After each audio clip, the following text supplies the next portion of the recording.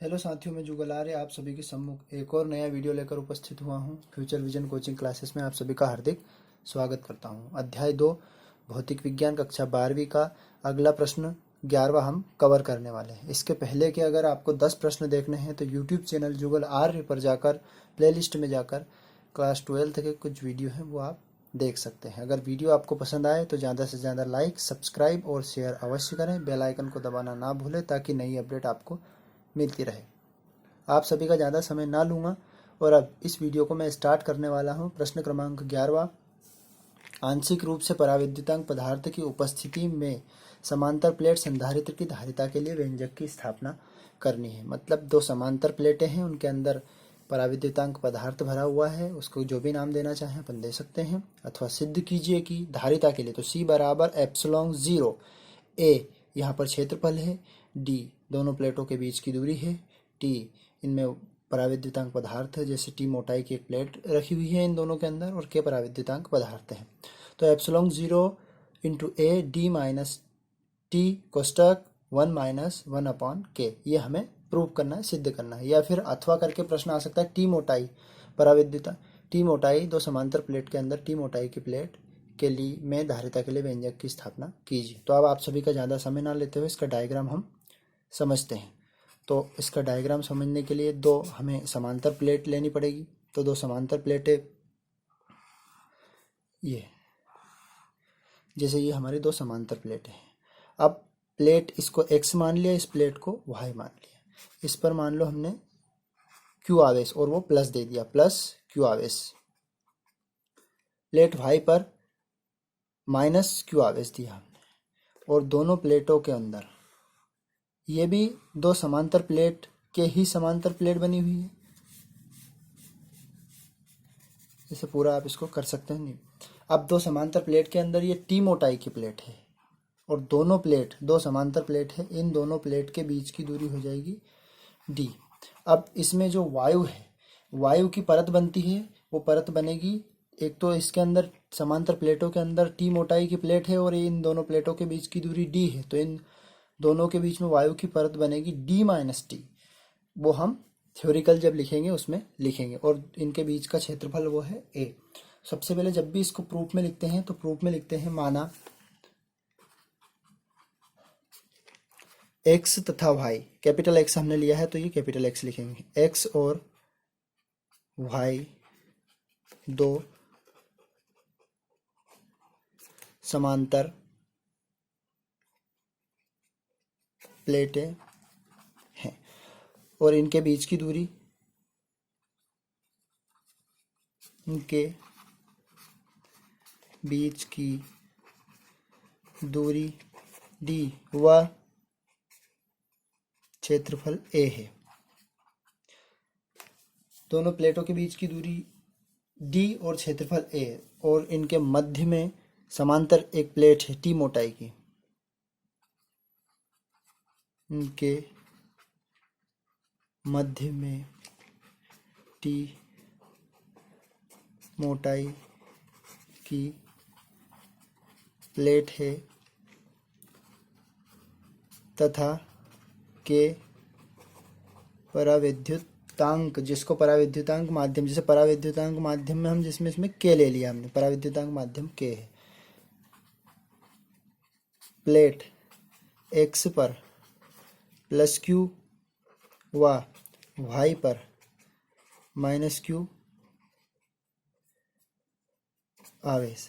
अब जैसे मान लो ये Y प्लेट थी, इस Y प्लेट का संबंध सीधा, जैसे मान लो Y प्लेट का संबंध सीधा पृथ्वी से कर दिया, तो ये पूरा का पूरा आवेश इस पर प्लस Q आवेश दिया गया है X प्लेट पर, और Y प्लेट पर माइनस Q आवेश दिया गया है। अब दोनों प्लेटों के बीच की दूरी हमने D मानी थी। जैसे ये आवेश प्लस Q आवेश जैसे प्लस Q आवेश प्लस Q आवेश प्रेरित होकर Y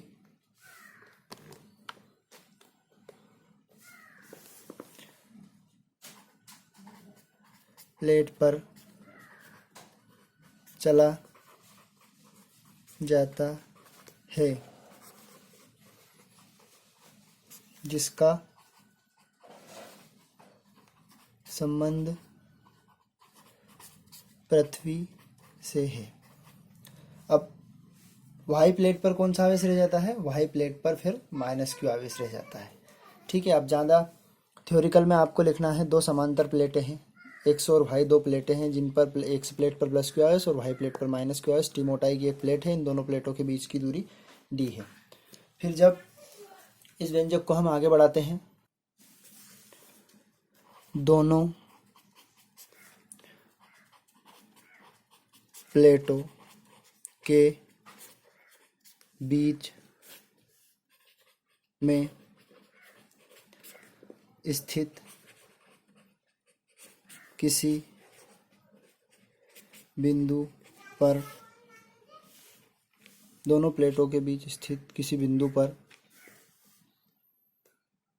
विद्युत क्षेत्र। अब किसी बिंदु पर विद्युत क्षेत्र, तो विद्युत क्षेत्र को हम ई से दर्शाते हैं, तो यहाँ पर हमने E0 ले लिया। अब E0 ये सिग्मा और एप्सिलॉन 0। अब हम चूंकि हम जानते हैं, क्या जानते हैं कि सिग्मा को हम बोलते हैं आवेश पृष्ठ घनत्व। तो आवेश पृष्ठ घनत्व को हमने पहले वाले डेरिवेशन में भी लिया था Q/A। तो अब E0 अपनी जगह पे ऐसा का ऐसे ही, और इसका मान रख देंगे तो Q/A × एप्सिलॉन 0। अब ये तो टी मोटाई हमने दोनों प्लेट की जब वायु की स्थिति थी तब ले लिया, मान रख दिया हमने, इसको इक्वेशन फर्स्ट नाम दे देते हैं। यदि इसी तरह परावैद्युतांक माध्यम इसी प्रकार है ना, इसी प्रकार परावैद्युत माध्यम। अब परावैद्युत माध्यम क्या है हमारा? K। परावैद्युतांक माध्यम को हमने K माना है। परावैद्युत माध्यम में किसी बिंदु पर विद्युत क्षेत्र, तो विद्युत क्षेत्र वहां पर हमने E0, अब यहाँ क्या मान लेंगे? E मान लेंगे। विद्युत क्षेत्र तो सेम ऐसा कैसे, ये विद्युत क्षेत्र है हमारा Q/, अब यहाँ पर हम सीधा लिख सकते हैं ये, या फिर सीधा यहीं से लिख कर प्रारंभ करते तो सीधा ये लिखते Q/A × एप्सिलॉन 0। ये था हमारे पास, लेकिन यहाँ पर परावैद्युत माध्यम K ले लिया है, इसलिए K लेने के बाद इसको समीकरण नंबर हम 2 नाम दे सकते हैं। अब ये समांतर प्लेटें थी दोनों, तो दोनों प्लेटों के बीच का विभवांतर, दोनों प्लेटों के बीच का विभवांतर, दोनों प्लेटों के बीच का विभवांतर। अब विभवांतर क्या होगा इसका? विभवांतर को हम कहाँ से दर्शाते हैं? V से। सबसे पहले विभवांतर की परिभाषा से हम क्या जानते हैं? V बराबर, या विद्युत क्षेत्र V बराबर E0 d - t plus E × t। अब ये T तो T मोटाई की प्लेट है, लेकिन ये d - t इसलिए किया है क्योंकि दोनों प्लेटों के बीच में वायु है, और वायु, अब सूत्र से हम जानते हैं E बराबर V/d। अब हमें विभवांतर का मान चाहिए V/d, E बराबर V/d। विभवांतर का मान चाहिए, तो विभवांतर का मान निकालने के लिए हम क्या करेंगे? V बराबर E × d, चूंकि हम ये जानते हैं। अब ये कहाँ से जानते हैं? दोनों समांतर प्लेटें हैं, ये दो समांतर प्लेटें हैं, प्लेट एक्स प्लेट वाई, दोनों प्लेटों के बीच की दूरी क्या हो जाएगी? इनके अंदर एक टी मोटाई की प्लेट रखी हुई है और दोनों प्लेटों के बीच की दूरी डी हो जाएगी। जब इसको हम सिद्ध करते हैं तो हम विभवांतर तक पहुंच गए। तो विभवांतर कैसे आया इसका? विभवांतर होता है विद्युत क्षेत्र से जानते हैं हम E बराबर V/d, तो विभवांतर से हम जानते हैं विभवांतर जैसे टी मोटाई है, तो टी मोटाई इसके साथ विभवांतर का फार्मूले में हमने मान रखा, तो हमें प्राप्त हुआ V बराबर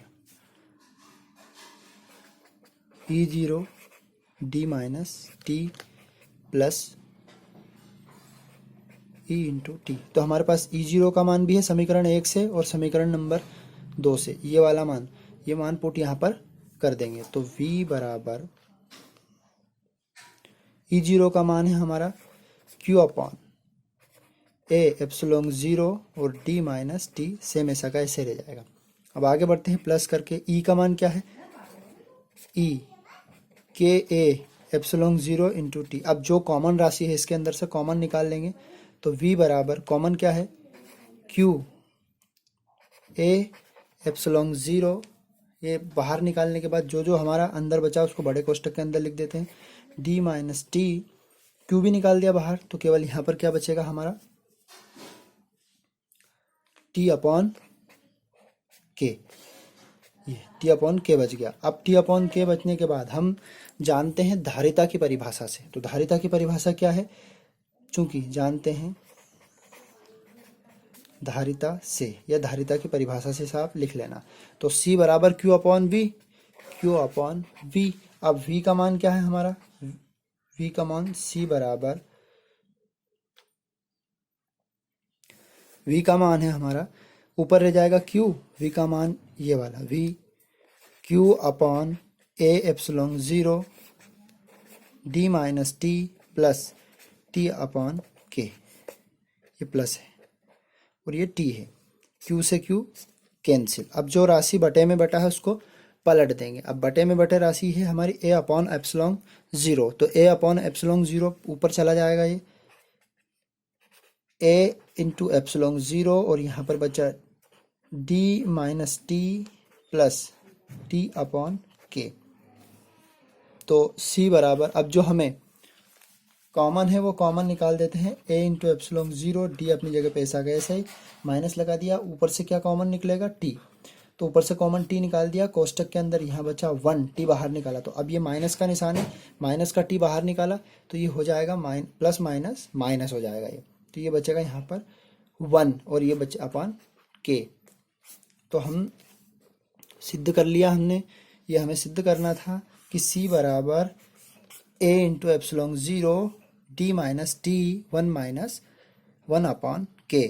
तो यही आंशिक रूप से पराविद्युतांक माध्यम अगर भरा हुआ है तो उसके लिए व्यंजक है, या T मोटाई के लिए व्यंजक है। अगर वीडियो आपको पसंद आया तो ज़्यादा से ज़्यादा लाइक, सब्सक्राइब और शेयर अवश्य करें। बेल आइकन को दबाना ना भूलें ताकि नई अपडेट आपको मिलती रहे।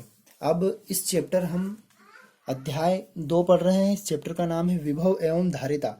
अब इसमें 1 या 2 प्रश्न हमारे बचे हुए हैं, वो प्रश्न हम अगले वीडियो में कवर करेंगे और अगले चैप्टर की तरफ बढ़ेंगे। तो अगर किसी ज़रूरतमंदों को वीडियो की ज़रूरत है तो उनको ज़रूर शेयर करें ताकि हमारी नई अपडेट उनको मिलती रहे। धन्यवाद साथियों।